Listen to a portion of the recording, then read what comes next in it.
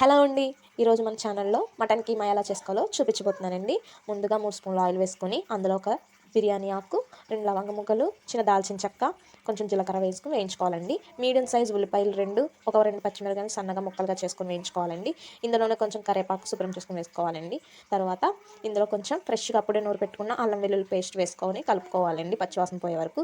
ఇప్పుడు ఇందులోనే కైమాని ముందుగా శుభ్రం చేసుకొని పక్కన పెట్టుకున్నాం కదండి, అది ఇందులో వేసుకోవాలండి. వేసుకొని బాగా కలుపుకోవాలండి. ఇప్పుడు ఇందులో కొంచెం చిటికెడు పసుపు, టేస్ట్‌కి తగినంత సాల్ట్, కారం వేసుకొని వేయించుకోవాలండి. బాగా వేయించుకున్న తర్వాత ఒక 1 గ్లాస్ వాటర్ వేసుకోవాలండి. 1 గ్లాస్ వాటర్ వేసుకుంటే సరిపోతుందండి. కైమా చాలా ఫాస్ట్‌గా ఉడికిపోతుంది. ఈ కైమాని మనం కుక్కర్లో ఏం వేయక్కర్లేదండి, చాలా ఫాస్ట్‌గా ఉడికిపోతుంది.